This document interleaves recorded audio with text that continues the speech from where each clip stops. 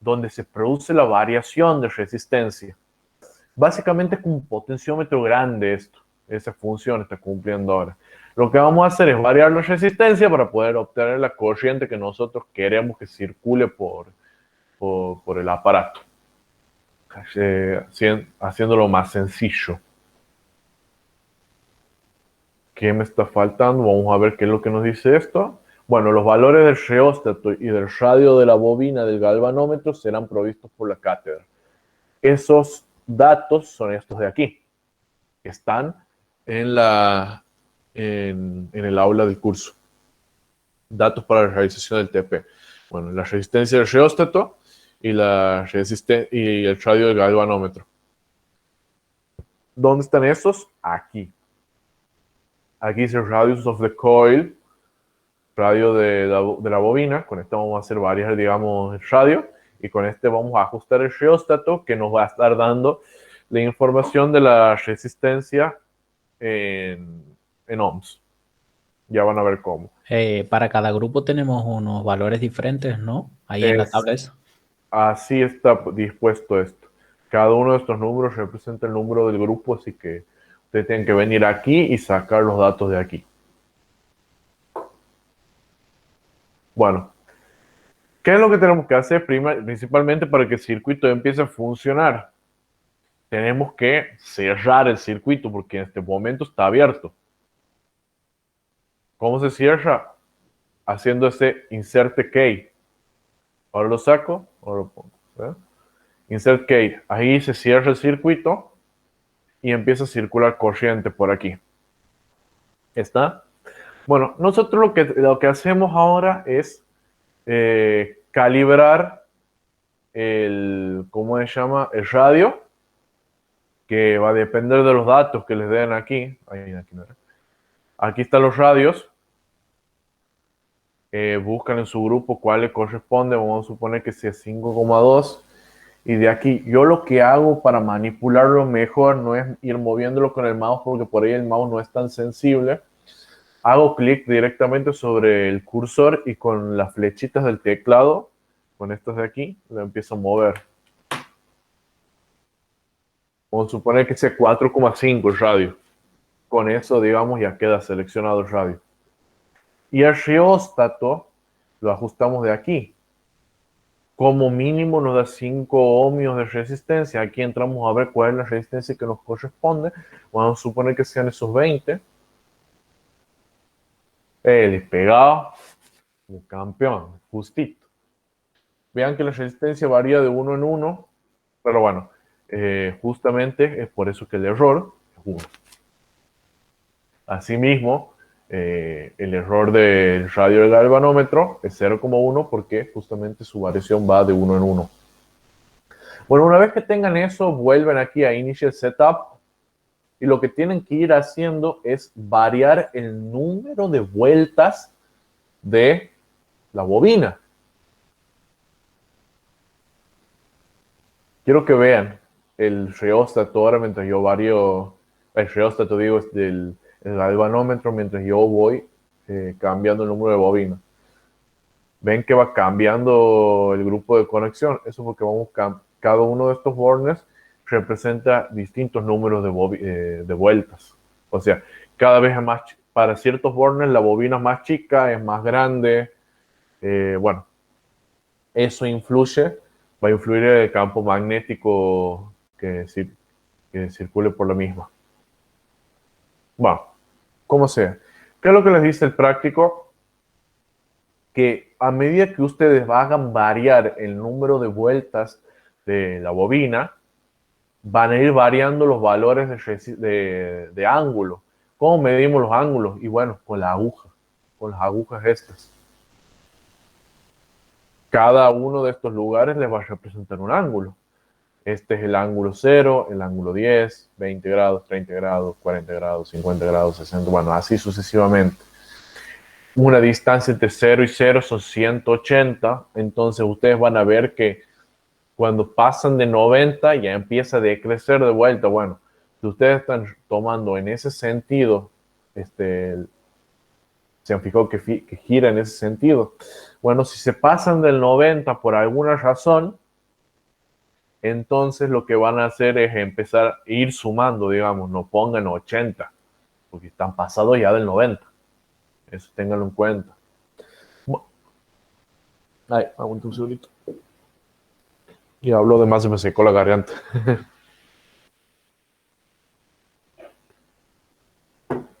Ajá. Bueno, ¿qué es lo que pasa con estas agujas? No sé si será problema de simulador, a lo, al laboratorio hindú, le entró un bug o algo y pasa esto de que la aguja está torcida. Si ustedes se ven, cuando nosotros hemos arrancado estaba entre 0 y 0. Entonces, a medida que va girando, tendría que estar entre 40 y 40. Y ya ustedes vemos que está en 40 y tanto y aquí está, o sea, vamos a suponer esto es 44 y este está en 46. Y no, los dos deberían estar en 44. Pero bueno, entonces, ¿qué es lo que van a hacer ustedes? Van a tomar el ángulo según uno de los lados de las agujas. Si ustedes están viendo de aquí, bueno, sigan midiendo los ángulos desde este lado. ¿Por qué? Porque si ustedes miden de aquí y después el siguiente lo miden de aquí, van a introducir un error muy grande. ¿Estamos? Y obviamente, lo que yo les recomiendo siempre, por favor, porque el otro día me pidió que le ayude a que les vea una que otra cosa cuando estaban corrigiendo sus prácticos ustedes, y veo que no les sacan captura al simulador con cada medición que hacen. Sáquenle captura. Si ustedes están aquí midiendo 10 vueltas, listo, saco una captura del pantalla con las 10 vueltas y eso lo pongo en el informe. Les van a restar a lo sumo un punto, pónganle porque, qué sé yo, podrían haberlo mejorado de esta forma que se los estoy diciendo. Pero a su vez, a ustedes les va a servir después si tienen que corregir para saber qué es lo que han hecho. Porque después, o sea, piensen que ustedes no están haciendo física solamente, están haciendo todas las 4 materias que se está dictando en este módulo. Entonces se van a olvidar. Entonces lo mejor es ya tener, digamos, yo he medido tantos grados en este momento, a ver, me fijo en el práctico, sí, están medidos tantos grados. ¿Está? Sigo. Bueno, por cada número de vueltas que midan van a tener un ángulo distinto. ¿Qué es lo que van a hacer ustedes? Van a tomar nota de cada una de esos números de vueltas que tengan en cada caso y para cada número de vueltas qué ángulo tienen. ¿Está? Entonces, ¿qué es lo que van a obtener? Van a obtener en total 8 números de vueltas distintos y 8 ángulos distintos, con los cuales ustedes van a hacer 8 cálculos distintos con 8 propagaciones distintas. Van a hacer con la misma ecuación. Lo único que van a tener que reemplazar van a ser reemplazar los errores de las vueltas y de las, ¿cómo se llama? Y de los ángulos. Nada más. Pero después, digamos, lo van a tener que ir haciendo 8 veces a eso. ¿Estamos? Vamos a la resolución. Ustedes tienen que tomar nota de los 8 ángulos phi que han medido, porque este ángulo que miden aquí es este ángulo phi. Entonces, ¿qué es lo que van a hacer? Ustedes ya sabían que esto de aquí es, ¿cómo se llama? El campo magnético ¿cómo se llama? Producido por la corriente que circula en la bobina. Entonces yo le había dicho que había una relación trigonométrica y esa relación trigonométrica entre la corriente, el campo magnético que se produce por la corriente que circula en la bobina y el campo magnético terrestre está relacionado por la tangente de este ángulo phi, que es ese desfasaje que se produce por culpa de este nuevo campo magnético que surge. Entonces, lo único que tienen que hacer de aquí es despejar B sub t. Lo pasan para allá multiplicando y pasa para aquí dividiendo. reemplazan B sub I por lo que vale, que es N por phi sub mu sub 0 por I sobre 2 por R, y le va a quedar eso. Esa es la ecuación que tienen que usar para calcular los 8 campos magnéticos que ustedes tengan, que pueden obtener a través de la medición de ese ángulo y de ese número de vueltas. La propagación va a ser la misma para todos los casos. Tienen la suma de los errores, como tenemos una división con multiplicaciones, vamos a hacer la suma de los errores relativos de todas las variables que interfieren.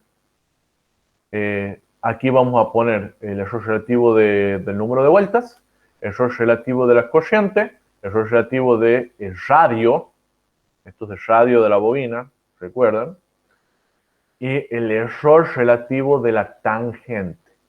Esto, por si no se acuerdan, cuando ustedes están calculando un error relativo, un error en general, un error absoluto sería en este caso de una función, tienen que poner el error del argumento de la función, en este caso tienen una tangente, entonces el argumento es un ángulo, entonces va a ser el error de ángulo que tengan, multiplicado por el valor absoluto de la derivada de esa función. La derivada de la tangente es la secante cuadrada del ángulo y esa es la que yo pongo aquí. O si no, es 1 sobre coseno cuadrado. Digamos, las dos son las derivadas de la tangente y los dos valen lo mismo. Yo he puesto esto. Y bueno, lo divido por la tangente de phi porque estoy justamente midiendo un error relativo, no un error absoluto. Y bueno, todo esto multiplicado por B sub t, porque si nosotros hacemos la suma de los errores relativos, eso es igual a un error relativo. Pero yo, para poder acotar el resultado del campo magnético, necesito el error absoluto del campo magnético. Por eso, si yo tengo delta de B sub t sobre B sub t, paso multiplicando B sub t y eso es todo. Bueno, agarramos, esto es un ejemplo que yo tengo de los resultados, no de los procedimientos ni de los datos que yo he tomado. El error que van a tomar para el número de vueltas va a ser 1, porque es lo mínimo que se puede tomar. No pueden tomar media vuelta, no pueden tomar 3/4 de vuelta, pueden tomar una vuelta y de ahí 2 o nada. Así, digamos. Por eso van a tomar delta de n igual a 1, digamos. Delta de phi, bueno, eso lo tienen que interpretar ustedes a partir, digamos, de la apreciación de este instrumento. ¿Cuál es la mínima, cómo se llama, el mínimo ángulo que se puede medir en este instrumento? Bueno, lean el instrumento, vean el instrumento y ustedes saquen sus conclusiones. La Inge me ha dicho que no se las deje servida esa, así que es para que repasen, digamos, errores absolutos y apreciación, porque parece que vienen teniendo problemas con eso. Pero ya saben, es la apreciación del instrumento. Bueno, volviendo al tema, 8 mediciones tenemos, 8 cálculos. Estos cálculos yo los hago a partir de esta ecuación y de esta propagación, pero para los distintos valores que vamos a tener de n y de phi. Recuerden, y por el amor de Jesucristo, por favor les pido, cuando vayan a acotar los resultados, acoten bien, porque todos están teniendo un problema con la acotación de los resultados. Los resultados siempre se acotan con la misma cantidad de cifras decimales en el valor medido y en el error tiene que tener una sola cifra significativa. Entonces, si yo mido esto, que está aquí, tengo que ver si lo puedo redondear o si lo puedo truncar. ¿Para qué? Para que tenga el error una sola cifra significativa y bueno, tengan la misma cantidad de decimales. En este caso, no tiene que tener decimales porque no podemos reducir ese 5. O sea, no tenemos 0,5, tenemos 5, algo. Entonces, esto lo tenemos que dejar en una sola cifra. En este caso, como es el número que le sigue es 5 y es mayor que 4, Entonces, nosotros podemos redondear ese 5 a un 6. Y aquí como tenemos 34,75, este 7 es mayor que 4 o mayor o igual que 5. De cualquiera de los dos conceptos se puede agarrar. Entonces se lo puede redondear a este 4 para arriba, entonces nos queda 35. Donde no se puede redondear y hay que truncar, o sea, se corta aquí, por ejemplo.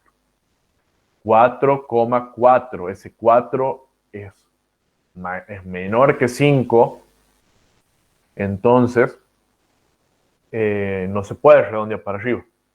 Hay que cortarle todos los decimales que tiene después, o todos los números que tiene después de esa única cifra significativa que nosotros tenemos que dejar. Por eso queda como 4. El 3,5 se lo puede redondear a 36 y por eso queda 36. Bueno, cosas de física 1, digamos, pero que las tienen que poner bien porque les restan muchos puntos y los mandan a corregir por esas cositas.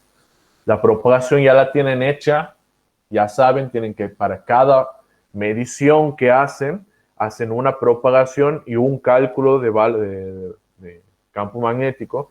Y lo estoy repitiendo ya como 50 veces, pero no lo voy a dejar de repetir porque después calculan cosas y no hacen la propagación y los mandan a corregir los prácticos. Bueno, ¿qué pasa con todos estos valores que tenemos resultantes? Tenemos que elegir el mejor valor de estos. Y ese va a ser el campo magnético de la Tierra que nosotros vamos a agarrar como resultado de nuestro proceso de medición. ¿Cuál de todos estos valores y de qué nos vamos a agarrar para decir este valor voy a elegir? De los errores relativos. Si ustedes se ponen a ver, tenemos varios 35 más menos 4. Por eso yo lo hago en una sola vez, digamos, esa medición aquí. ¿Cómo se llama? Errores relativos se miden como el error sobre el valor medido. Ya saben, digamos, si no, no podrían hacer la propagación, pues lo repito por las dudas. Entonces, para cada uno de estos valores van a calcular su error relativo. El que tenga mejor error de esto, ese va a ser su valor medido. Ese va a ser su resultado. ¿Por qué yo elijo el octavo? Porque el error relativo del octavo es el más chico de estos. Entonces, el error es el mejor de todos. ¿Por qué? Porque es más preciso, es más chico el error que cualquiera de los otros casos. Y como es más chico el error, decimos que esta puede ser la mejor medición porque la estamos haciendo en las mismas condiciones, pero bueno, aunque estamos haciendo variaciones, pero digamos en las mismas condiciones ambientales, por así decirlo. Entonces, elegimos este valor como el mejor valor medido. Entonces va a ser ese nuestro resultado. Así tienen que hacer el práctico este. Como verán, es medio larguito. No es difícil, pero medio larguito, digamos. Y bueno, como les vengo diciendo hace rato ya, que es otra cosa que por ahí están teniendo algún problema. Respeten el modelo del informe que ya se los dan, porque tiene que cumplir ciertas características. Respeten ¿cómo se llama? Se me dio el nombre, la rúbrica. Y bueno, si el práctico les dice aquí, midan de tal forma, midan de esa forma, no midan de otra.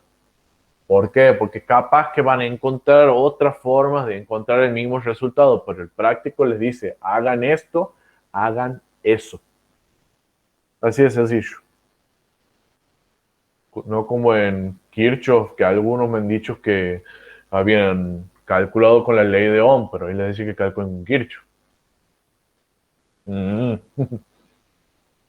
Bueno, ¿alguna pregunta antes de que corte el video? Yo tengo una. Ahí hay un valor muy sub cero. ¿Eso qué vendría siendo ahí en la formulita que voy a ver? No me acuerdo. ¿Qué? ¿Ya lo has dicho? La No, permitidad del vacío, eso, ¿no? es que ese es un valor, digamos, que lo deberían haber estudiado ya cuando digamos, cuando han hecho ejercicios de campo magnético. Ah, eso, ¿Han, bueno. ¿Han visto campo magnético que no? Sí, en el TP4 creo. Ah, bien. No, porque por ahí capaz que nos estamos No, adelantando un poquito y la profe no se ha enterado. no, pensaba que era otro valor, digamos. Ah, no, es la permitividad, permeabilidad del vacío, Listo. que es 4pi por 10 a la menos 7, no, 10, sí, por 10 a la menos 7, si no estoy equivocado, Tesla por metro sobre ampere. Hay una cosita que no les había dicho aquí, la vuelvo a compartir. Un momento. Aquí. Fíjense que yo no pongo el error que comete Mu sub 0, que comete la permeabilidad del vacío. ¿Por qué hago esto?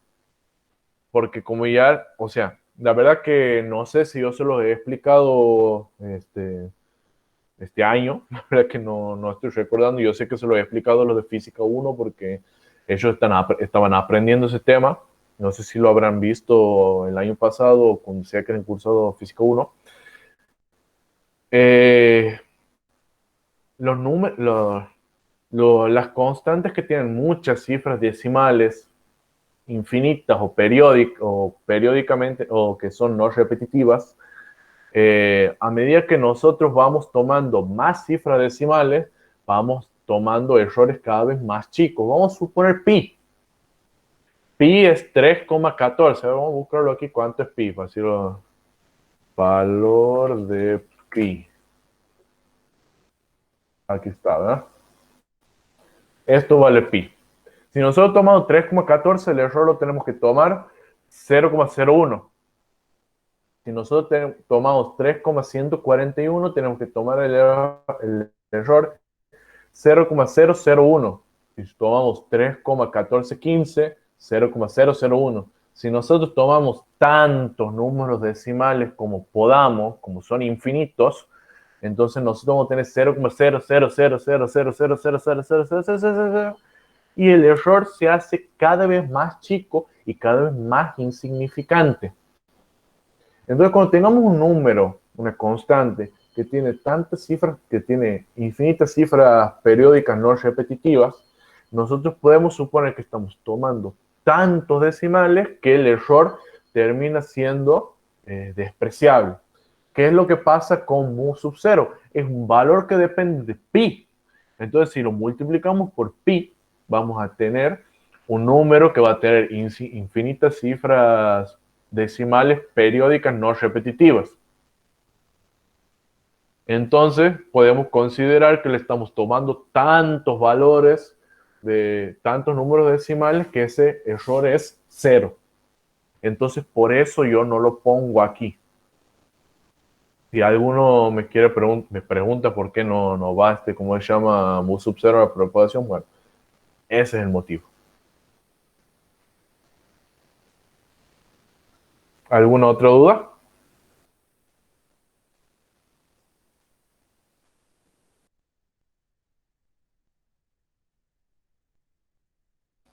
Bueno, dejo de grabar ya. Bueno, chicos, la consulta dura hasta las 5. Son 2 horas de consulta. Ya no tengo nada más para explicar si ustedes no están, si ustedes no tienen nada para consultar. Si quieren, yo puedo quedar aquí. Si arrancan a hacer el práctico ahora, me pueden ir consultando una que otra cosita, pero hasta las 5 nomás. Después de las 5 me tengo que entrar a clase yo. Si no, bueno, como siempre, me mandan un mensaje y yo les contesto como puedo. Pero recuerden que tienen hasta el 28. No se olviden de la fecha límite. Ya le voy a preguntar a la Inge si va a seguir manteniendo esa fecha o si va a cambiar, pero por las dudas, métanle pata.